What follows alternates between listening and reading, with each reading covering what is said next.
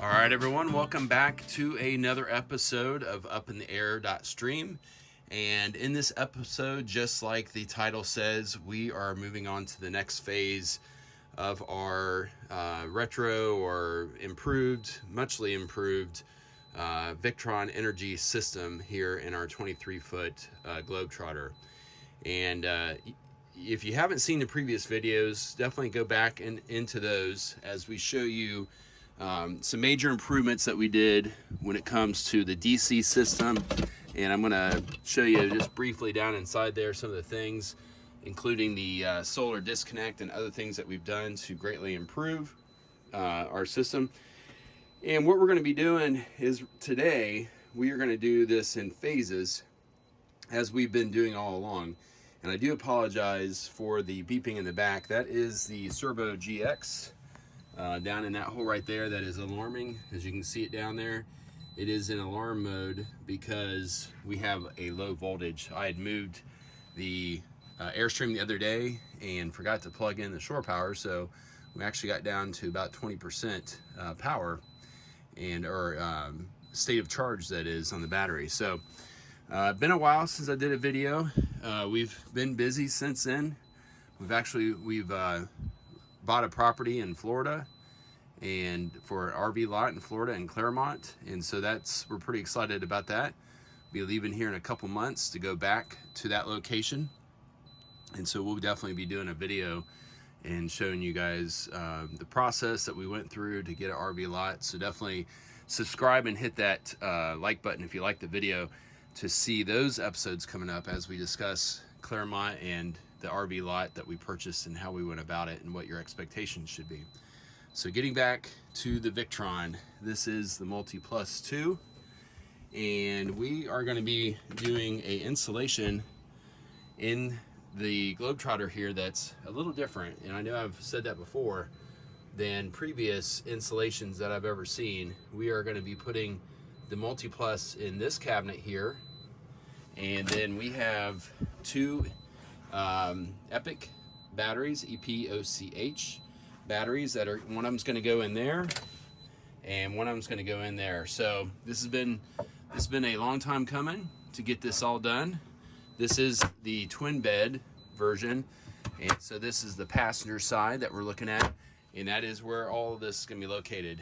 Fingers crossed. So I've done all the measurements, and we'll see if it all goes in there. So I'm not going to take you step by step. So if you are counting on this being a installation video, there's plenty of good installation videos out there when it comes to the Multiplus. This is more about strategy and considerations and possibilities. So I have my instructions out here. I've watched several of those videos that I've just talked about to get me to where I am right now. And the strategy, to kind of back up a little bit more, is we are going to leave the house batteries in place, and we're literally just going to install the Multiplus into our electrical grid system and allow it to start talking to the GX Servo, the Servo GX, and that will show up on our Touch 80 screen here. As you can see, currently we don't show any inverter charger on there.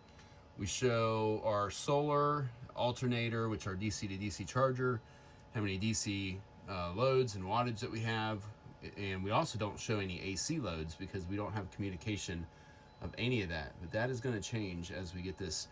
And then it does show you our state of charge on our battery. Like I said, it drained down because I forgot to plug it in, and we no longer have a disconnect on the system. So that is a lesson. You better plug it in when you don't have a disconnect.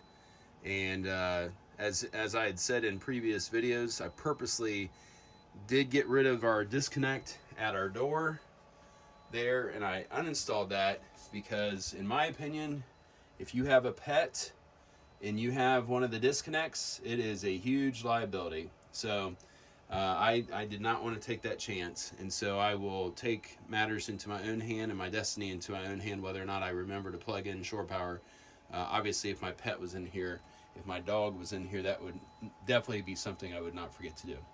All right, so I've rambled on enough. next thing I'll show you is some progress.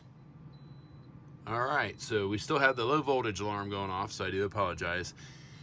Just wanted to do some dry fitting here and make sure that my measurements had actually proved out to be correct. I just have some foam underneath this because I didn't want it to rub against the metal latches at the bottom there. And I know this looks really crude, but it's just a real quick way for me to make sure that all the measurements was correct, that these items will in fact fit inside these boxes here. And I'll show you how I'm gonna mount them.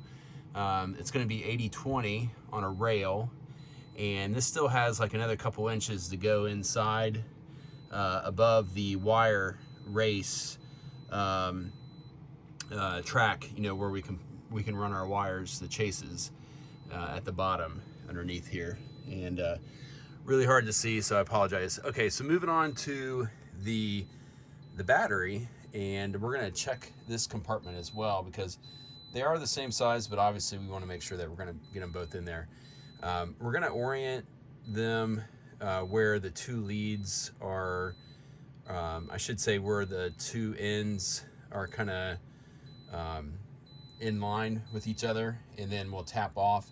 I don't want to put them this direction because that's going to be like a hard bend with the terminals. I might change my mind on that once I start getting the terminals going and the wires, but I think I want the extra flexibility to be able to come down and make my turn to go into this. So it is going to be a little bit tight here as well to basically get those wires kind of ran down because they are large gauge wires.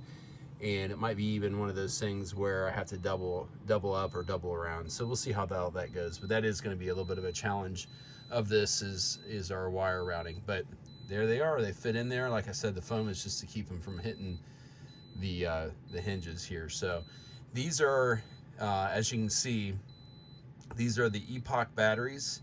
We're going to do a continuation of a review of how these batteries work out in the Airstream. I know typically and historically, folks use the Battleborn batteries, which are very good, not knocking them whatsoever. They finally have decided to catch up with the technology of the other manufacturers, and you're not going to get the form factor that you are with a Battleborn battery that you are with this. This is 300 amp hours, and we are going to have two of them in here, so that's 600 amp hours in a very small footprint. And that's why I chose to go with these batteries along with price. So all of those things will be discussed in the Epoch batteries, but we're gonna put them through their paces before we go doing a review about something we don't know anything for sure about. They are 11-year manufacturer warranty, and they are based out of the United States. The company is, though they are not manufactured in the United States. They are Bluetooth, and they have a really nice app, and like I said, we'll talk about that later. And also, because I can check the state of charge very easily with the app without them ever being hooked up with anything, and they're also heated. So this is a small, and once again I'm being redundant here, but it is a small package to have a heated and Bluetooth self-heating, as you can see there as I go over the top. Bluetooth and self-heated. Really impressed. So a lot of people have a lot of great luck, or I would have never bought them. I'm not a guinea pig with these, but don't see a whole bunch of people, like I said, using them Airstream. So all right, I'm gonna get to work mounting these items. We have the cover off of the Multiplus 2, and the reason for that is we are going to take the top lid there, and we are going to remove the entire top of this cover. So there's still protection on this cover. It's more, you know, this device is meant to be mounted in a vertical orientation, and it only has a small slit here in the top that allows the heat to rise and escape. There is, I believe, a fan in here, if I remember right. Yeah, right here. So that fan, I checked the flow of that fan. Of course, it would not work. If you think about it, it would not work in the opposite direction of heat rising. So, you know, cool air would come in here in the bottom, go past this big old, you know, part of the inverter, and that's really what produces a lot of the heat. Is you know, this big coil of copper here to do the inverting. And then if you remember from our previous videos, we installed a computer fan located right there. And then I did open this compartment up so you can see it again. And that computer fan is located there.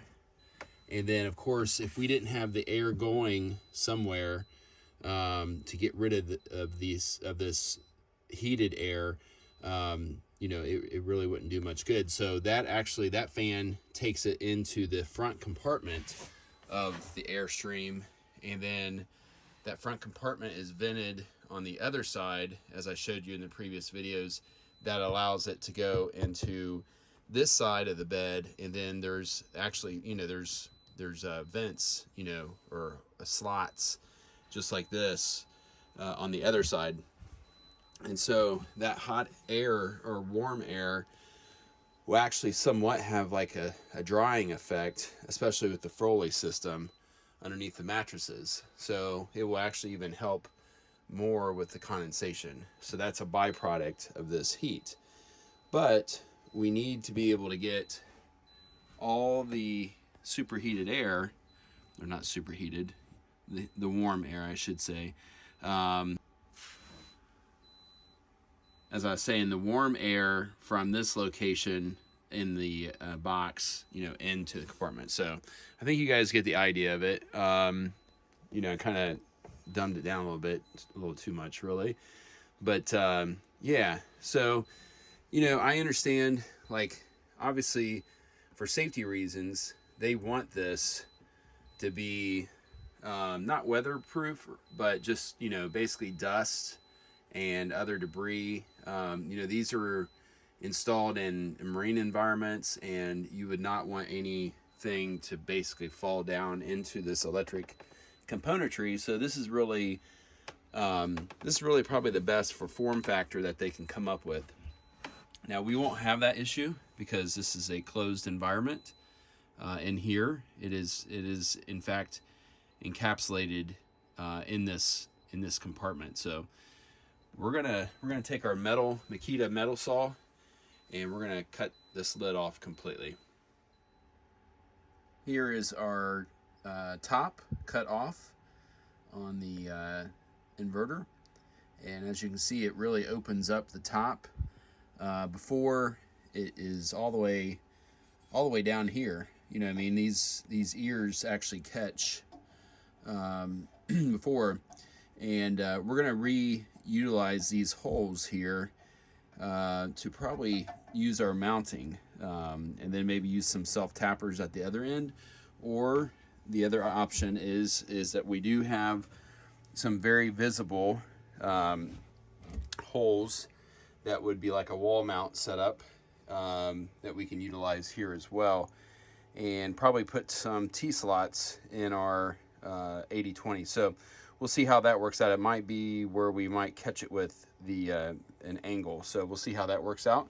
But I just wanted to show you that before we get this thing mounted in there, about how much it opens the end up, and the fact that the internal fan will be complemented and actually have somewhere to push that hot air.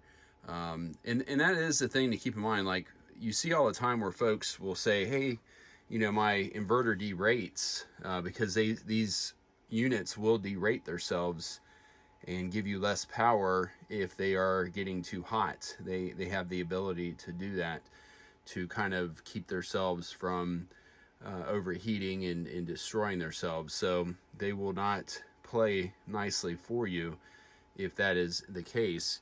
And folks will put these in small compartments and wonder, you know, like, why is it overheating? You know what I mean? And they'll have it horizontal like this, that it's never been designed really to be. It's not intended to be mounted this way, though a lot of people do successfully mount them horizontally. It's just that air has to be able to go somewhere, and it has to be pushed out. And you can't just say, well, it has ventilation or a fan blowing over it. If that air doesn't go anywhere, the heat doesn't go anywhere. So just keep that in mind. It's a whole heat exchange type thing. So, yep. So we're making some pretty good progress here. Just wanted to show you a couple things here just to give you some helpful hints. So this is the 80-20 that I was talking about earlier, and I just basically took a metal chop saw and cut it to the length that I needed it. This stuff is just so handy. I mean, you can literally build anything out of it for a lot of applications. To include, I'm working in a factory right now, and like half the equipment in there is made out of 80-20, so it's just amazing. Of even, you know, it's used everywhere in the industrial setting, and it's relatively not expensive. So I've put some double-sided backing tape here on each end of this, and the reason why is because when you're working alone or doing a tedious job like this, I mean, even if you had a partner to work with, you know, the wife or whatever, workmate, to help you to hold something like this as you're putting the screws in underneath. This is just an easier way to do it precisely. And, you know, I've got my line marked there, and I've adjusted my little angle iron things, and I could actually even put some on the top if I really wanted to, but man, this thing's not going anywhere. And also, if you put them on top, you're not going to be able to have the availability to put the angles there, or at least you have to do some pre-planning with that. But this stuff, you know, I'll show you what it looks like in there. I just wanted to show you real quick the idea. This one, actually, I needed to put the, to be able to, because of those holes, I actually put the angle that way, you know what I mean? So I'll show you once it's installed. I just wanted to give you that little helpful hint that whenever you're putting, and I've showed you in previous videos, that when you're putting like equipment and flush mounting things, just put a little bit of double-sided tape to hold it in place there and make your marks while you attach it. All right, so I have it mounted in there, and pretty happy with the result. Could have went just a little bit lower, and it's always hard to judge things like this. Now, the reason why I did justify it as high as I did, though, and so it's kind of a compromise both ways. My wiring track in the back had to end up kind of getting pushed up, so it's more like a tray now than a track. Let's see if you can see that what I'm talking about there in the back. But, you know, it works. I can still access those wires. And you know, I can still pull wires through there if I need to. So this is what I end up coming up with. As you can see, it's, you know, it's 80-20, and I did put one in the back there along the wall as well, and that will just keep, if you know, any flex of the chassis itself as you go down the road. You might be thinking that's maybe overkill. I don't think so. The reason is because, you know, these things hit some hard bumps going down the road. They really do take a lot of abuse. I am going to have to drill, and I know I'm all over the place, and I apologize for that. I'm trying to show you with some light. I am going to have to drill like a small hole right there, and I know that's looking like Swiss cheese, but it's going to work out just fine. I'll be able to put the cover back on as well. And I'll be able to feed the wires through here, and I'm trying to give you a better look at what I'm talking about while shaking the camera around. But, you know, it goes in there, and there's going to be plenty of airflow. So the other reason why I did go high is because that is where the fan is on the other side, and I could have justified the whole thing down low, but this is going to be kind of like the most direct route for my wires coming off of the battery as well. So, yeah, you know, I mean, everything is, you know, got its pluses and minuses. I do have a lot of room underneath there. Could probably stick another battery underneath there, actually. I'll have to take the measurements on that. That could be a possibility. I could end up putting another battery in there, especially if I just slot that I don't think I'd have to slot the wood. Maybe I would have to slot the wood, but I don't know. So yeah, we're looking at that. That'd be something else to have 900 amp hours of battery power in this small space. So, but yeah, alrighty. Well, I'll continue along here and show you the AC wiring coming in and how I do that. All right, we are making progress, and we are at the point now where we are going to make some connections here to the Multiplus that we have installed. I have drilled another hole to give me more direct route access to the Multiplus, and then made another 2-inch hole where the cable will basically pass from there to there. And you know, this is not necessarily the neatest way to do it, but there is a benefit in the fact that our AC will be the furthest away from our comms, and you know, there's something to be said for line noise and stuff like that. So we will have our DC cables will run in that racetrack in the bottom there, and go towards our links distributor, and then this is going to go through there, and then we're going to access this hole right here, and where you see the hot water and cold water lines, it's actually that runs to the tankless water heater. We are going to chase those lines, and we're going to pull them with a you know, basically a line puller, and we're going to go underneath the floor here. We're going to armor with some you know, split loom, and we're going to armor up our cord, and then we're going to come out over here. And then some of you may have seen in my previous videos, and I'm always referring back to previous videos, that we have a fairly complex setup here when it comes to this compartment, because what we have, and just as a reminder, we have this is your shore power cable that goes to your smart plug. That orange cable goes out. It goes to this box, which is part of the auto transformer kit to utilize your pedestal style, not hardwired style, Hughes Autoformer Watchdog. And it's a Gen 2. It's not the Wi-Fi version, but I have the new version, and we're going to continue to talk about that and do a review on that as well in the future. But yeah, this is the preferred way. I really like this way, because if we do have and especially in a tight space like this, if we do have the auto transformer or the surge protector here internally take a big hit, then we can replace the module just by unplugging everything. So that plug there is the autoformer, and then, like I said, refer back to the previous video. We're gonna pop up through there, and then there's a plug underneath there that goes to the Watchdog. And I know it's hard to see. I actually had really thought about this for a while, and thought, like, how am I going to plug in to that? Am I going to make a junction box or separate?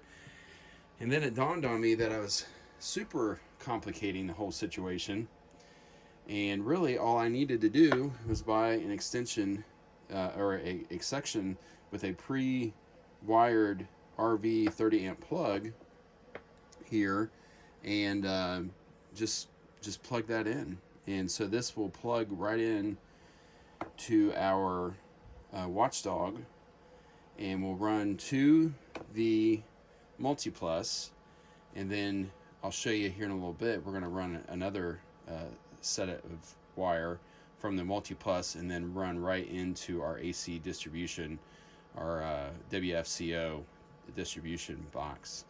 So I hope this makes a little bit of sense to you. And like I always say, this is not a complete installation video, but just, you know, I have to watch about 5 or 6 different videos before I figure out what the best setup is. And a lot of times I don't do it exactly how they do it. I actually make changes, because you know, something that I like better, or I combined all the ideas that the different folks have. So that's why I do these videos, is because of that. So, all right. Hopefully this isn't too difficult. I'm gonna get the split loom on here, and I'm gonna pull it from the compartment down there towards the Multiplus, because I'm gonna be cutting the raw end, of course. So that's the way I'm gonna pull it, and I'm gonna try to leave myself a little bit of extra too as well, just so if I need to make a fix or whatever. So, but these aren't terribly expensive. You know, it's not the heaviest wire. You know, a lot of times you'll see people go heavier than this, but it is what you basically are using at the pedestal. And I'm going to make sure to go into the Multiplus settings and make sure that I dial it to where, you know, the Multiplus is never going to draw more than 30 amps. You know, so this is rated. This is wire that's rated, and we're only going to be using a very small section of this, so it's not like we're going to get a lot of line voltage drop, resistive voltage drop, you know, over the section of this. It's not going a long ways. So, alrighty. Alright, so we have both the batteries installed, and I know this looks like a mess right now, but there's some temporary things going on.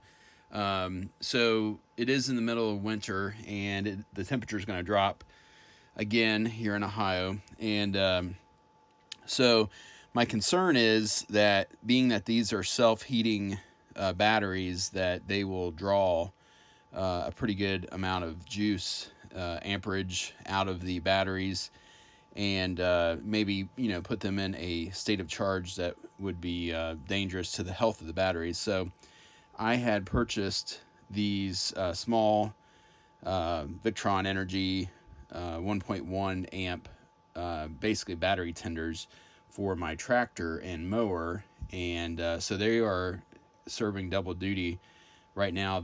I've programmed them specifically for smart LiF PO4 batteries, and so I'm going to use this as battery tenders until I can get the rest of this setup finished. And so I'm pretty happy with how everything's laying out. I know I'm going to be cussing and struggling to get these wires hooked up in here, but it won't be too bad. I should be more positive about it. You know, I trimmed this back about like 8 inches, and so I'll be careful not to nick any of the insulation as I peel that insulation back and then get my 3 wires exposed. I've made sure to note that this is the AC in, and this will be the AC out when I hook it up. And then I'll still have to manage to get my ground wire hooked up, and then my 12-volt battery leads going past this, and then from the Lynx distributor I'll have the battery leads come into the box as well.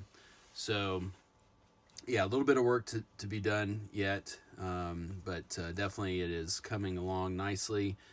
Still have to get the AGM house batteries out of the picture too, so I'll probably be doing most of this work without AC power and DC power, just to be safe, on the safe side, until I get everything reconfigured, get some 12-volt power to the Multiplus so that I can program it. So, but it all fits, and I have a pretty good plan on how to get all the wires from the battery leads to go past. And as much as you try to make it like perfectly, you know, not messy, there's just so much going on that you know, like I said, it's actually looks pretty good when I don't have all the chargers going here. So all right, continuing on.